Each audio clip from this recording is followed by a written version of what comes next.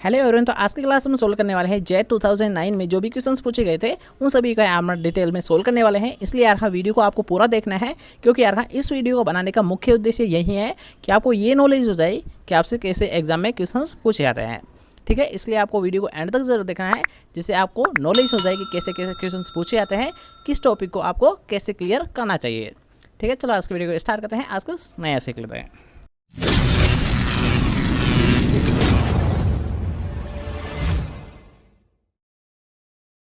तो आज का हमारा फर्स्ट क्वेश्चन रहने वाला है कि अम्लीय मृदाओं को क्या डालकर सुधारा जा सकता है। अर्थात यार जो एसिडिक सॉइल होती है तो उनका रिक्लेमेशन किसके द्वारा किया जाता है। तो ये तो नॉर्मल क्वेश्चन है, आपने कई बार पढ़ लिया होगा कि अगर बात किया अम्लीय मृदाओं का, तो अम्लीय मृदाओं का सुधार किया जाता है चूने का डालकर, अर्थात लाइम को प्रयोग करके यार अम्लीय मृदाओं का सुधार किया जाता है।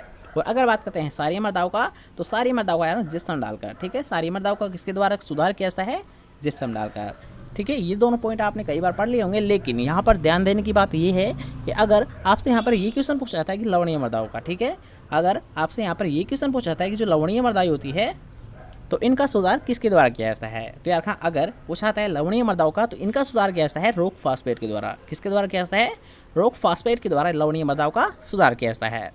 ठीक है, नेक्स्ट क्वेश्चन की ओर बढ़ते हैं। तो नेक्स्ट क्वेश्चन में आपसे पूछा गया है कि निम्न में से किस राज्य में वायु द्वारा मर्दासरण, ठीक है, मर्दासरण के बारे में पूछा गया है, और वो भी वायु के द्वारा सबसे कम किस में होता है।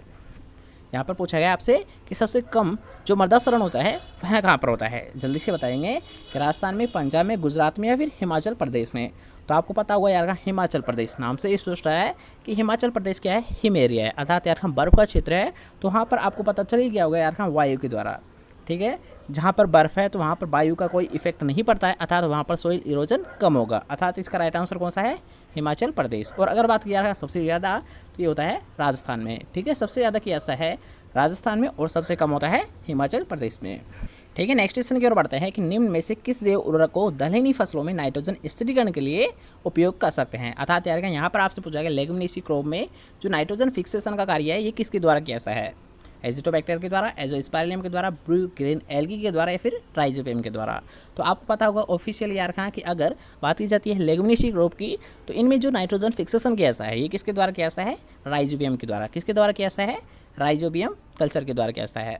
ठीक है, नेक्स्ट क्वेश्चन की बात करते हैं। कल्चर नहीं, ये राइजोबियम बैक्टीरिया होता है, सॉरी, राइजोबियम कल्चर का प्रयोग अदर में किया जाता है। ठीक है, नेक्स्ट क्वेश्चन की बात करते हैं कि कच्चे अस्थि चूर्ण में अधिक मात्रा में होता है। ठीक है, यहाँ पर पूछा गया अस्थि चूर्ण में, तो आपको पता होगा कि अगर बात की जाए अस्थि चूर्ण की, तो इसमें 14 से 18 यार कि 14 से 18% कौन पाया जाता है, फास्फोरस कंटेंट। अर्थात यार कौन सा फास्फोरस, अर्थात कौन सा पोषक तत्व पाया जाता है कच्चे अस्थि चूर्ण में, वो पाया जाता है फास्फोरस। और कितना पाया जाता है, 14 से 18%। ठीक है, नेक्स्ट क्वेश्चन की बात करते हैं कि आइसोप्रोटेन क्या है। जल्दी से बताइए कि आइसोप्रोटेन क्या होता है। कीटनाशक होता है, फंजीसाइड होता है, खरपतवारनाशी होता है या फिर चूहानाशक होता है, अर्थात रोडेंटिसाइड होता है, फंजीसाइड होता है, इंसेक्टिसाइड होता है या फिर वीडिसाइड होता है। तो आपको पता होगा कि आइसोप्रोटेन जिसका प्रयोग मुख्यतः गेहूँ फसल में किया जाता है। कहाँ पर किया जाता है, सबसे ज़्यादा यार है इसका जो प्रयोग किया जाता है ये किया जाता है गेहूँ फसल में। और क्या होता है, एक खरपतवारनाशी होता है। ठीक है, नेक्स्ट क्वेश्चन की ओर बढ़ते हैं।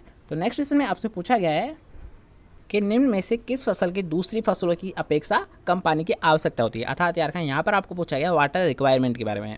ठीक है, क्या पूछा गया है, किस फसल की दूसरी फसलों की अपेक्षा कम पानी की आवश्यकता होती है। अर्थात यार सबसे जो कम वाटर रिक्वायरमेंट होती है वो किस फसल की होती है, गेहूँ की होती है, चना की होती है, गन्ना की होती है या फिर आलू की होती है। तो आपको पता होगा यार कि अगर बात की जाती है चने की, तो यार इसकी सबसे कम होती है वाटर रिक्वायरमेंट। और अगर बात करते हैं चने से अधिक, तो चने से अधिक होती है किसकी होती है, गेहूँ की होती है। और कितनी होती है यार 600, कितनी होती है, 600। ठीक है, अगर बात की जाए चने की, तो इसकी होती है 450 से 500 की समथिंग। ठीक है, सबसे कम होती है किसकी होती है, चने की होती है। ये डाटा थोड़ा चेंज भी मिल सकता है। ठीक है, अलग अलग बुक में अलग अलग देखने को मिलता रहता है, कभी कभी 400 से 450 से 500 मिलता है और 500 से 550 भी देखने को मिल सकता है। ठीक है, इसलिए कोई कन्फ्यूजन की बात नहीं है।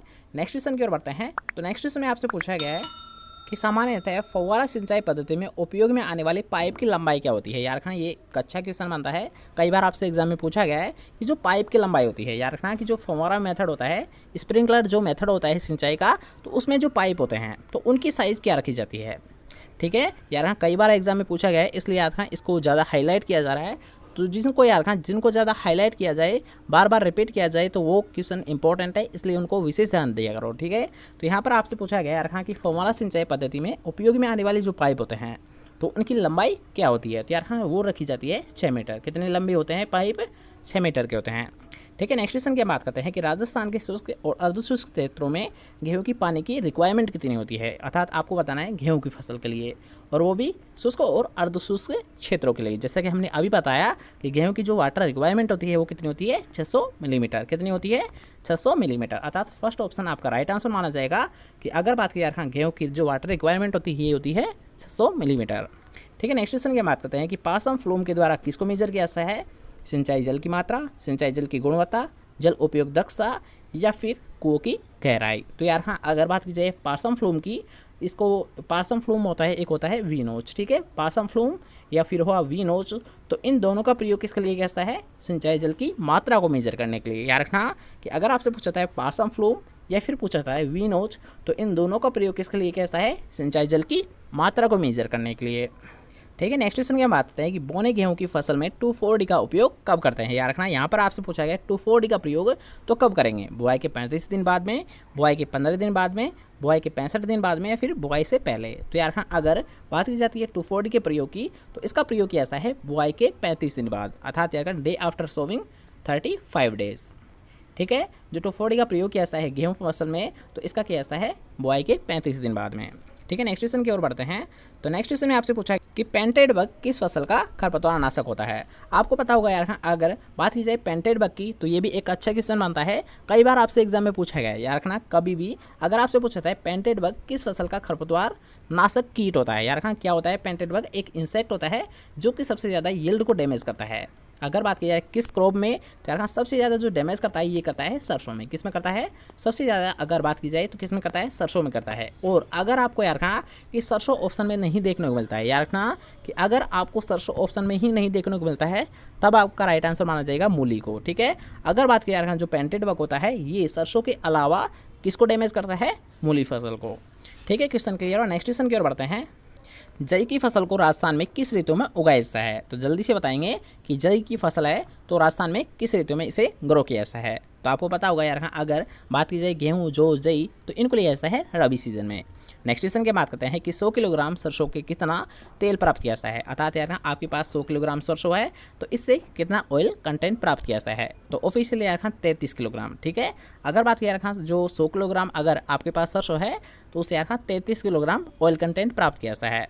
ठीक है, नेक्स्ट क्वेश्चन है। उससे पहले अगर आपको वीडियो पसंद आ रही है तो आपको नए वीडियो को एक लाइक और चैनल को अभी तक सब्सक्राइब नहीं किया है और ऐसे ही एग्रीकल्चर रिलेटेड वीडियोस पाना चाहते हो चैनल को सब्सक्राइब जरूर कर देना और पास के बेल आइकन दबा देना, जिससे जब भी हमारे कोई नई वीडियो अपलोड की जाए तो वो सबसे पहले आपको प्राप्त हो। ठीक है, नेक्स्ट क्वेश्चन की ओर बढ़ते हैं कि RSG 888। यार क्वेश्चन में आपसे पूछा गया है RSG 888 किसकी उन्नत किस्म होती है? जो कि होती है गेहूं की होती है, ग्वार की होती है, फिर चने की होती है।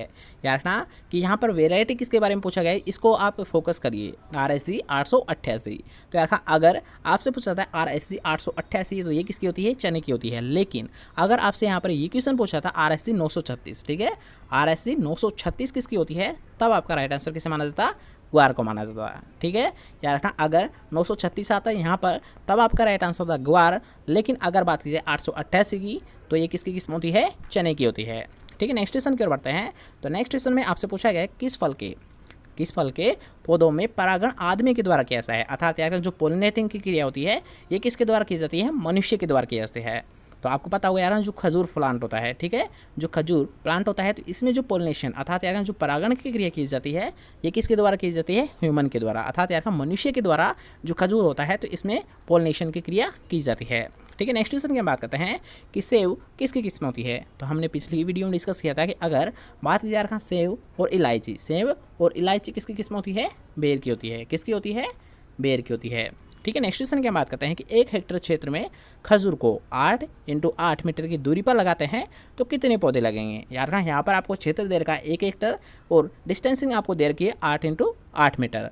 तब आपको पता होगा कि जो डिस्टेंसिंग और अगर आपको दे रखा है हेक्टर अर्थात क्षेत्रफल भी दे रखा है तो इसका फॉर्मूला क्या होता है वो आपको पता होना चाहिए। तो इसका फॉर्मूला होता है एरिया बटाए स्पेसिंग। क्या होता है इसका फॉर्मूला? एरिया बटाए स्पेसिंग। तो अब इस क्वेश्चन को थोड़ा सा एक्सप्लेन कर लेते हैं कि अगर आपको पूछा था यार कहाँ की जो प्लांटिंग अर्थात यार प्लांटिंग की संख्या क्या होती है, तो यार हाँ, यहाँ पर आपको क्षेत्रफल दे रखा है 1 हेक्टर। तो 1 हेक्टर में याद रखना, आपको पता होगा कि कितने वर्ग मीटर होते हैं, 10,000। कितने होते हैं यार हाँ, 10,000 सेंटीमीटर होते हैं। तो इनको आप लिख लीजिए, ठीक है। तो यहाँ पर हमने लिख लिया है 10,000, और यहाँ पर आपको स्पेसिंग दे रखी है 8x8, अर्थात इसको आप नीचे लिख दीजिए।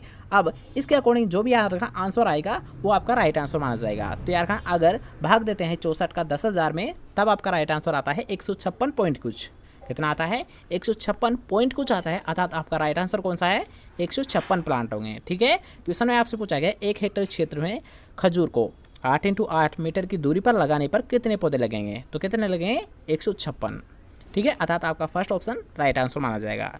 नेक्स्ट क्वेश्चन के बात करते हैं कि बोर्डेक्स मिश्रण का प्रयोग कैसा है, पोषक तत्वों को देने के लिए, कीट नियंत्रण के लिए, फफूंद जनित रोगों को नियंत्रण करने के लिए, या फिर पाले से बचाव के लिए। तो आपको पता होगा यार रखना कि जो बोर्डेक्स मिश्रण है, तो सबसे पहले तो इसकी खोज किसके द्वारा की गई थी। तो इसकी खोज की गई थी पीएमए मिलार्डेट के द्वारा। किसके द्वारा की गई थी, पीएमए मिलार्डेट के द्वारा। इसके साथ साथ आपको ये भी याद रखना है कि अगर पूछा जाता है यार जो बोर्डेक्स मिश्रण है, तो इसका सबसे पहले प्रयोग कहाँ पर किया गया था। तो यार डाउनी मिल्ड्यू ऑफ ग्रेप्स। ठीक है, डाउनी मिल्ड्यू जो रोग होता है ग्रेप्स का, तो उसमें यार सबसे पहले इसको कंट्रोल करने के लिए बोर्डेक्स मिश्रण का प्रयोग किया गया था, जिसकी खोज यार पीएमए मिलार्डेट के द्वारा की गई थी। और ये क्या होता है, एक फंजीसाइड होता है। यार कि बोर्डेक्स मिश्रण क्या होता है, एक फंजीसाइड होता है, अर्थात यार फफूंद जनित रोगों को नियंत्रण करने के लिए बोर्डेक्स मिश्रण का प्रयोग कैसा है। ठीक है, क्वेश्चन क्लियर है। नेक्स्ट क्वेश्चन की ओर बढ़ते हैं। तो नेक्स्ट क्वेश्चन में आपसे पूछा गया बोवर सिस्टम। क्वेश्चन में पूछा गया है कि जो बोवर सिस्टम है किसका सिस्टम होता है, अर्थात किसकी विधि होती है। अंगूर लगाने का होता है, अंगूर की छटाई करने का होता है, अंगूर के जो पौधों को सांधने का होता है, या फिर सिंचाई का होता है। तो आपको पता होगा यार हाँ, सांधने का। ठीक है, बोवर सिस्टम क्या होता है, अंगूर की जो पौधों को सांधने के लिए बोवर सिस्टम को अप्लाई किया जाता है। नेक्स्ट इस तरह की कंचन किसकी किस्म होती है। तो आपको पता होगा यार अगर बात की जाए एनेटेन की या फिर बात की जाए कंचन की, तो ये दोनों ही मोस्ट पॉपुलर वैरायटी होती है। किसकी होती है, आंवले की होती है। ठीक है, नेक्स्ट क्वेश्चन की बात करते हैं कि फालसा के एक पौधे से लगभग कितनी उपज प्राप्त की जा सकती है। तो यार अगर बात की जाए केवल और केवल एक पौधे से, तो इसकी उपज की अगर बात की जाए तो ये प्राप्त होती है 5 किलोग्राम। ठीक है, फालसे के जो एक पौधा होता है, तो इससे कितनी उपज प्राप्त की जा सकती है, 5 किलोग्राम। नेक्स्ट क्वेश्चन की बात करते हैं जो कि यार रिपीटेड क्वेश्चन है, कई बार आपसे एग्जाम में पूछा गया है। तो इसको आपको विशेष से आना है कि प्रसंस्करण के बाद 100 किलोग्राम इसबगोल के बीजों से कितनी भूसी प्राप्त की जा सकती है। याद रखना कि आपको ये तो पता होगा कि जो इसबगोल होता है, तो इसका मुख्य प्रयोग कैसा है, भूसी के रूप में। किसके रूप में कैसा है, भूसी के रूप में। अब यार यहाँ पर आपसे क्वेश्चन में पूछा गया कि अगर आपके पास मान लीजिए 100 किलोग्राम जो इसबगोल है, ठीक है, तो इसकी प्रोसेसिंग के बाद में जो भूसी प्राप्त होती है वो कितने किलोग्राम प्राप्त होती है। तो यार हाँ, अगर आपके पास 100 किलोग्राम इसबगोल है और उसकी प्रोसेसिंग की जा रही है, यार हाँ प्रसंस्करण का मतलब होता है प्रोसेसिंग, तो यार हाँ इसकी प्रोसेसिंग करने के बाद 30 किलोग्राम कितना प्राप्त होगा, 30 किलोग्राम भूसी प्राप्त की जा सकती है। ठीक है, नेक्स्ट क्वेश्चन की बात करते हैं कि साधारणतः सफ़ेद मूसली को कब बोया जाता है। तो यार हाँ, अगर बात की जाती है सफ़ेद मूसली की, तो इसे ग्रो किया जाता है जून से जुलाई के मध्य। कब किया जाता है, जून से जुलाई के मध्य। नेक्स्ट क्वेश्चन की बात करते हैं कि जेली बनाने के लिए उपयोग किए जाने वाले फलों में ज़्यादा मात्रा में क्या होना चाहिए, अर्थात यार जो मुख्य कंटेंट होता है। यार हाँ, आपको बनानी है जेली, तो जेली के मुख्य कंटेंट किसे किसे माना जाता है, पेक्टिन शर्करा को, शर्करा अम्ल को, अम्ल प्रोटीन को, या फिर पेक्टिन व अम्ल को। तो यार हाँ, अगर बात की जाए जेली के लिए, तो जेली के लिए जो मुख्य कंटेंट माने जाते हैं, ये माने जाते हैं पेक्टिन और अम्ल को। किसे किसे माना जाता है, पेक्टिन और अम्ल को। और जेली सबसे बेस्ट किसकी बनती है, अमरूद की बनती है, क्योंकि यार हाँ दोनों ही जो कंटेंट होते हैं, अर्थात जो पेक्टिन और अम्ल की मात्रा दोनों ही किस में अच्छी पाई जाती है, अमरूद में पाई जाती है। ठीक है, नेक्स्ट क्वेश्चन की बात करते हैं फलों के रस के परीक्षण में कौन से रसायन परीक्षण का प्रयोग कैसा है। यार हाँ, आपको यहाँ पर पूछा गया है परीक्षक के बारे में। ठीक है, फलों के रक्षक के लिए फलों के रस के जो परीक्षण किया जाता है, तो ये किया जाता है सोडियम बेंजोएट के द्वारा। यार ना, यहाँ पर दोनों ही दे रखे हैं, पोटेशियम परमैंगनेट और एक दे रखा है सोडियम बेंजोएट। तो अगर बात किया सामान्यतः है, तो किसका प्रयोग किया जाता है, जो फलों के रस है, तो इसके परीक्षण के लिए मुख्यतः यार ना सोडियम बेंजोएट का प्रयोग किया जाता है। लेकिन अगर बात किया यार प्रयोग किस किस का किया जाता है, तो यार सोडियम बेंजोएट और पोटेशियम परमैंगनेट, इन दोनों का प्रयोग कैसा है। अब यहाँ पर थोड़ा सा डिफरेंस है यार ना, कि अगर आपसे पूछा जाता है रंगहीन फलों के लिए, ठीक है, रंगहीन जो फल है, तो उनके लिए जो स्पेशली प्रयोग किया जाता है, उसके लिए याद रखना अप्लाई करते हैं पोटेशियम परमैंगनेट को। ठीक है, अगर बात की जा रहा है रंगहीन जो फल है, तो उनके संरक्षण के लिए यार पोटेशियम परमैंगनेट का प्रयोग कैसा है। लेकिन अगर बात किया रंगीन फलों के लिए, ठीक है, अगर बात की जाए रंगीन फलों के लिए, तो इनको जब संरक्षित किया जाता है, ये कैसा है, सोडियम बेंजोएट के द्वारा। किसके द्वारा किया जाता है, सोडियम बेंजोएट के द्वारा किया जाता है। नेक्स्ट क्वेश्चन की मुख्यतः अश्वगंधा पौधे का कौन सा भाग औषधि बनाने के लिए प्रयोग कैसा है। आधा तैयार हाँ, आपको बताना है जो मेडिसिनल यूज़ किया जाता है अश्वगंधा का, तो किस प्लांट पार्ट को यूज़ किया जाता है। तो यार हाँ अगर बात की जाए मेडिसिनल यूज़ के लिए किस प्लांट पार्ट का यूज़ किया जाता है तो वो किया जाता है रूट्स प्लांट पार्ट का, अर्थात यार जड़ को अप्लाई किया जाता है अश्वगंधा की मेडिसिनल यूज़ के लिए। नेक्स्ट क्वेश्चन की बात करते हैं कि निम्न में से कौन सी प्रजाति अर्थात यार हाँ कौन सी ब्रीड बकरी की नहीं है।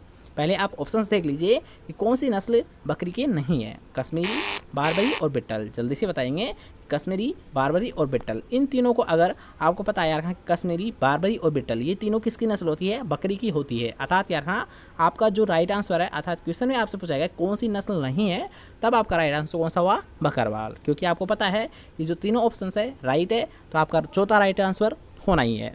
ठीक है, अब यहाँ पर आपके लिए एक क्वेश्चन छोड़ा जा रहा है कि जो बकरवाल है, ठीक है, जो बकरवाल नस्ल है तो ये किसकी होती है, ये आपको कमेंट में बताना है कि किस पशु की जो नस्ल होती है बकरवाल।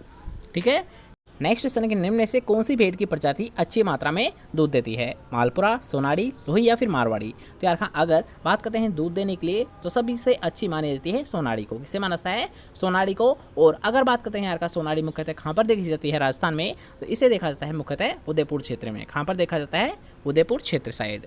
ठीक है, नेक्स्ट क्वेश्चन की बात करते हैं जो कि यार एक मोस्ट पॉपुलर क्वेश्चन है, कई बार आपसे एग्जाम में पूछा गया है और आगे भी पूछा जा सकता है। इसलिए याद रखना कि अगर आपसे पूछा जाता है गाय में या फिर डायरेक्ट आपसे क्वेश्चन पूछा जाता है कि जो मिल्क फीवर होता है, अर्थात यार दुग्ध का बुखार होता है, किसके कारण होता है या किस पोषक तत्व की कमी से होता है। तो यार जो मिल्क फीवर होता है तो इसमें क्या होता है, सबसे पहले इसमें होता है जो बॉडी टेम्परेचर होता है पशुओं का, तो वो लो हो जाता है, अर्थात कम हो जाता है। और ये किसकी कमी से होता है यार खां, ये होता है कैल्शियम की कमी से। क्या होता है यार खां, जो दुग्ध का बुखार होता है तो इसमें क्या होता है, बॉडी टेम्परेचर कम हो जाता है और मुख्यतः ये दिखा जाता है कैल्शियम पोषक तत्व की कमी से। ठीक है, नेक्स्ट क्वेश्चन है, उससे पहले अगर आपको चाहिए बायोलॉजी के ऑल पेपर की सीरीज तो आपको कमेंट करना है सिर्फ और सिर्फ बायोलॉजी। ठीक है, नेक्स्ट क्वेश्चन की बात करते हैं कि गाय का दूध पीला रंग क्यों होता है। गाय के दूध का पीला रंग क्यों होता है, तो आपको पता होना चाहिए कि यार हाँ अगर बात की जाती है दूध के पीले रंग की तो पीला रंग होता है कैरोटीन के कारण। किसके कारण होता है, कैरोटीन के। और अगर बात की जाए सफ़ेद तो सफ़ेद होता है केसीन के कारण। किसके कारण होता है पीला रंग, कैरोटीन के कारण, और सफ़ेद होता है केसीन के कारण। ठीक है, नेक्स्ट क्वेश्चन की बात करते हैं कि रानीखेत बीमारी किससे संबंधित है। ये भी एक अच्छा क्वेश्चन है, कई बार आपसे एग्जाम में पूछा गया है कि रानीखेत बीमारी किससे संबंधित होती है, तो आपको पता होगा किससे संबंधित होती है, मुर्गी या कुक्कुट पालन से। नेक्स्ट क्वेश्चन की बात करते हैं कि बधियाकरण अर्थात कास्ट्रेशन की जो मेथड होता है तो इसके लिए किस औजार का प्रयोग किया जाता है। जल्दी से बताएंगे कि अगर आपसे पूछा रहा है यहाँ कास्ट्रेशन के लिए किस औजार का। ठीक है, यहाँ पर आपको पूछा जा रहा है इंस्ट्रूमेंट के बारे में, तो जंबो, कैंची, सुई या फिर बर्जीजो। अगर बात की जाए कास्ट्रेशन के लिए तो जल्दी से बताइए कि जंबो, कैंची, सुई या फिर बर्डीजो। तो यार हाँ अगर बात की जाए कास्ट्रेशन के लिए तो इसके लिए यार हम बर्डीजो कास्ट्रेटर नाम से स्पष्ट हो जाता है कि बर्डीजो कास्ट्रेटर का प्रयोग कास्ट्रेशन के लिए किया जाता है, अर्थात यार हम बधियाकरण के लिए बर्डीजो कास्ट्रेटर उपकरण का प्रयोग किया जाता है। ठीक है, नेक्स्ट क्वेश्चन की बात करते हैं कि ब्यूटाइरोमीटर से क्या मापा जाता है, तो ब्यूटाइरोमीटर तो यार हम दूध का वसा प्रतिशत अर्थात यार हम फैट कंटेंट की मात्रा को मेजर करने के लिए यार हम ब्यूटाइरोमीटर का प्रयोग कैसा है। ठीक है, नेक्स्ट क्वेश्चन की बात करते हैं कि नकलिंग किसकी विधि होती है। डायरेक्ट आप इस क्वेश्चन को देख लीजिए कि नकलिंग किसकी विधि होती है, तो यार हाँ ये होती है दूध निकालने की। किसकी होती है, दूध निकालने की होती है। और अगर आपसे यहाँ पर ये क्वेश्चन पूछा था कि दूध निकालने की सबसे बेस्ट विधि कुछ माना जाता है, तब आपका राइट आंसर होता है यार हाँ पूर्णहास विधि। यार हाँ कि अगर आपसे क्वेश्चन पूछा जाता है नकलिंग किसकी विधि होती है, तो दूध निकालने की। यार हाँ पशुओं की दूध निकालने की विधि कौन सी होती है, नकलिंग होती है। और अगर बात की जाए दूध निकालने की सबसे अच्छी विधि किसे माना जाता है, तब आपका राइट आंसर होता पूर्णहस्त विधि। नेक्स्ट क्वेश्चन है कि दूध के निम्न उत्पादों में से कौन से उत्पाद में फैट अर्थात यार वसा की मात्रा सबसे ज़्यादा होती है। दूध के पाउडर में, घी में, चीज़ में या फिर पनीर में। तो आपको पता होगा यार हाँ अगर बात की जाए फैट या वसा की तो सबसे ज़्यादा होती है घी में। कौन से में होती है, घी में। और अगर बात करते हैं परसेंटेज के अकॉर्डिंग तो 99.9%। कितनी होती है, 99%। ठीक है, नेक्स्ट क्वेश्चन की बात करते हैं कि पशुपालन में साधारणतः सोडियम हाइड्रोक्साइड जिसका केमिकल नाम क्या होता है, NaOH। क्या होता है, NaOH। अर्थात यहाँ पर आपसे क्वेश्चन पूछा जा रहा है कि पशुपालन में साधारणतः सोडियम हाइड्रोक्साइड किस काम में लिया जाता है। पशुओं को स्वच्छ रखने के लिए, सिंगरोधन के लिए, पशुओं को स्वस्थ रखने के लिए, डेयरी के बर्तनों को साफ रखने के लिए। तो यार हाँ अगर बात की जाए सोडियम हाइड्रोक्साइड या फिर पूछा जाए KOH, ठीक है, पोटेशियम हाइड्रोक्साइड या फिर पूछा जाए सोडियम हाइड्रोक्साइड, तो इन दोनों का ही प्रयोग किसके रूप में किया जाता है, सिंगरोधन के लिए। अर्थात यार सिंगों को हटाने के लिए KOH और NaOH दोनों का ही प्रयोग किया जाता है। और अगर यार ना यहाँ पर आपको दोनों ही ऑप्शन में देखने को मिलता है और तब आपको पूछा था कि सिंगरोधन के लिए किसको प्रयोग किया जाता है, तो यार का सबसे ज़्यादा अप्लाई किया जाता है KOH का। ठीक है, पोटेशियम हाइड्रोक्साइड का सबसे ज़्यादा प्रयोग किया जाता है, लेकिन यार हाँ इसका भी प्रयोग आसानी से किया जा सकता है। NaOH का भी प्रयोग किया जाता है और साथ साथ में KOH का भी प्रयोग किया जाता है। ठीक है, नेक्स्ट क्वेश्चन क्या बात करते हैं कि निम्न में से कौन से पशुओं की बीमारी जीवाणुजनित नहीं है, अर्थात यार कौन सी ऐसी बीमारी जो कि बैक्टीरिया के द्वारा नहीं फैलती है। तो ऑप्शंस आप पहले देख लीजिए, ब्लैक वाटर, एंथ्रेक्स, रिंडरपेस्ट या फिर हेमोरेजिक सेप्टिसीमिया। जल्दी से बताएंगे कि कौन सी बैक्टीरिया जनित रोग नहीं है, ब्लैक वाटर, एंथ्रेक्स रोग, रिंडरपेस्ट, हेमोरेजिक सेप्टिसीमिया। तो इसका राइट आंसर है रिंडरपेस्ट, अर्थात ऑप्शन नंबर 3, क्योंकि यार अगर बात की जाए रिंडरपेस्ट की तो आपको पता होगा यार रिंडरपेस्ट किसके द्वारा होता है, एक छानने योग्य वायरस के द्वारा। किसके द्वारा होता है रिंडरपेस्ट, एक छानने योग्य वायरस के द्वारा फैलता है। ठीक है, नेक्स्ट क्वेश्चन की बात करते हैं कि उच्च गुणवत्ता का खोआ, क्वेश्चन को सही से पढ़िए कि उच्च गुणवत्ता का खोआ बनाने के लिए किसका दूध अच्छा माना जाता है। ठीक है, यहाँ पर पूछा गया खोआ बनाने के लिए। तो अब यार यहाँ पर एक ध्यान देनी बात है कि यार हाँ अगर आपसे कभी भी ये क्वेश्चन पूछाता है कि उच्च गुणवत्ता अर्थात यार हाई क्वालिटी का जो खोआ है ये किसके दूध का सबसे अच्छा बनता है, तो यार हाँ अगर बात की जाए खोआ की तो खोआ सबसे बेस्ट बनता है भैंस के दूध का। किसका बनता है, भैंस के दूध का बनता है। लेकिन अगर आपसे यहाँ पर ये क्वेश्चन पूछाता है कि उच्च गुणवत्ता युक्त छेना किसका बनता है, यार हाँ जो छेना होता है ये सबसे अच्छा बनता है गाय के दूध का। ठीक है, अगर पूछा है खोआ तो खोआ सबसे बेस्ट बनता है भैंस के दूध का। और अगर यहाँ पर आपसे ये क्वेश्चन पूछा था सबसे अच्छा या फिर सबसे बेस्ट छेना किसका बनता है, तब आपका राइट आंसर होता गाय। ठीक है, नेक्स्ट क्वेश्चन की बात करते हैं जो कि आज का हमारा लास्ट क्वेश्चन रहने वाला है कि अंडे देने वाली 1000 मुर्गियों के लिए, अंडे देने वाली 1000 मुर्गियों के लिए कितनी भूमि की आवश्यकता होती है। तो आपको बतानी है यार लैंड की रिक्वायरमेंट कितनी होती है 1000 मुर्गियों के लिए। तो ऑफिशियली यार अगर बात की जाए 1000 मुर्गियों के लिए तो इनके लिए जगह की स्पेसिंग की जो रिक्वायरमेंट होती है 0.25 एकड़। कितनी होती है, 0.25 एकड़। ठीक, तो आज के लिए पसंद आए, कैसा लगा आज का वीडियो कमेंट करके जरूर बताएं। अगर आपको वीडियो पसंद आया तो आपको कुछ नहीं करना है, आपको करना है वीडियो को एक लाइक, इस वीडियो को करना है ज़्यादा से ज़्यादा शेयर, और चैनल को अभी तक सब्सक्राइब नहीं किया है तो चैनल को लीजिए सब्सक्राइब। मिलते हैं को नेक्स्ट इंपॉर्टेंट, जब तक जय हिंद, जय Bharat, bye bye, take care, good night.